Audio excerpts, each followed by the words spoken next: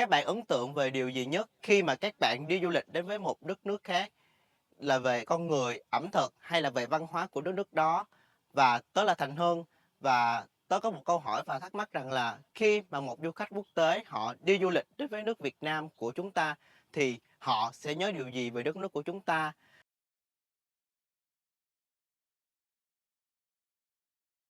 Và Việt Nam có phải là nơi cho họ những trải nghiệm văn hóa thật là thú vị, mới mẻ và khác biệt?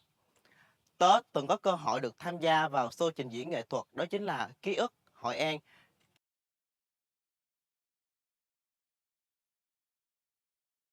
Đây không chỉ là một show trình diễn nghệ thuật mà đây còn là một hành trình nơi mà âm nhạc, nghệ thuật, ánh sáng và lịch sử văn hóa địa phương cùng hòa quyện trên cùng một sân khấu. Và khi xem từng tiết mục, tớ cảm nhận được một hơi thở của Việt Nam, vừa truyền thống lại vừa hiện đại. Khi đó tớ được ngồi cạnh một đoàn khách quốc tế và khi nhìn thấy được ánh mắt ngạc nhiên và thích thú của họ khi xem từng tiết mục thì tớ chợt nhận ra rằng tiềm năng to lớn của việc đưa công nghiệp văn hóa vào du lịch. Nếu mỗi chuyến đi đều được kể những câu chuyện văn hóa thì du lịch Việt Nam không chỉ dừng lại ở những bức ảnh phong cảnh mà sẽ là một hành trình chạm vào cảm xúc và trải nghiệm cho du khách. Chính khoảnh khắc đó tôi đã nhận ra rằng tiềm năng to lớn của việc đưa công nghiệp văn hóa vào du lịch. Nếu mỗi chuyến đi đều được kể một câu chuyện văn hóa thì du lịch Việt Nam không chỉ dừng lại ở những bức ảnh phong cảnh mà là một hành trình chạm vào cảm xúc và lan tỏa bản sắc Việt đến với du khách.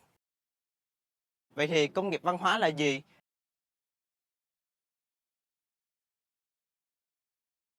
Công nghiệp văn hóa, đây là ngành công nghiệp của sự sáng tạo, mang lại cho du khách nhiều cảm xúc và trải nghiệm.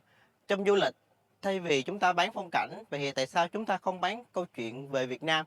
Bởi nếu phong cảnh là thân thể của du lịch, vậy thì văn hóa chính là linh hồn. Nhờ có công nghiệp văn hóa sẽ nâng tầm trải nghiệm cho du khách, lan tỏa bản sắc và giúp họ đi nhiều hơn và hiểu sâu hơn về Việt Nam. Tại sao tớ lại chọn là người trẻ chứ không phải là những người khác thì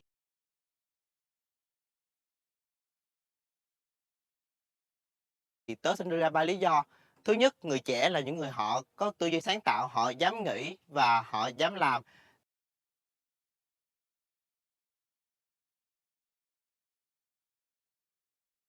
Thứ hai, người trẻ là những người am hiểu về công nghệ và ngôn ngữ sáng tạo.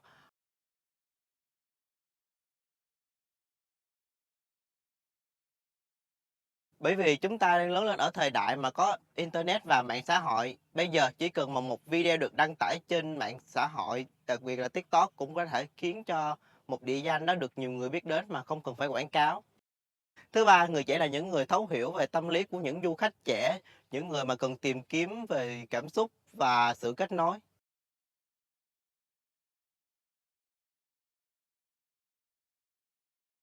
Và hiện tại tớ đang là thành viên của câu lạc bộ Văn Lang Tour Guide Lớp ở khoa du lịch của trường Đại học Văn Lang. Ở câu lạc bộ của tớ, tớ được đảm nhiệm vai trò là trưởng ban hành trình. Ở câu lạc bộ của tớ, mong muốn các bạn thành viên có thể được rèn luyện các kỹ năng của nghề du lịch và các bạn có thể chia sẻ về câu chuyện văn hóa một cách rất là sống động.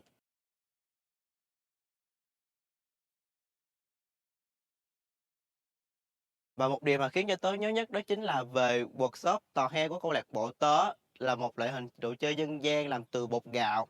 Thông qua buổi workshop này, tớ nhận ra rằng chỉ cần một hoạt động nhỏ thôi cũng đã có thể khiến cho văn hóa dân tộc có thể được gìn giữ và thổi hồn. Đối với tớ, việc đưa công nghiệp văn hóa vào du lịch không phải là những điều gì lớn lao mà chỉ cần một buổi workshop hay là một buổi chia sẻ cũng đã giúp cho văn hóa Việt Nam có thể được thổi hồn và được sống dậy.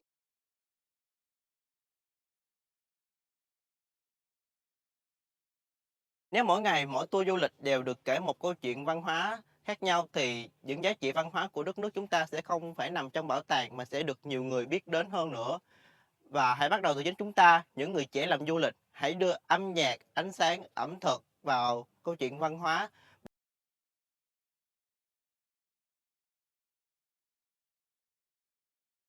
Bởi vì khi ta kể câu chuyện về đất nước chúng ta bằng ngôn ngữ sáng tạo, ta đã khiến cho thế giới hiểu hơn và quý hơn về đất nước Việt Nam của chúng ta. Người trẻ chính là cầu nói để thắp sáng bản sắc Việt vào từng hành trình du lịch.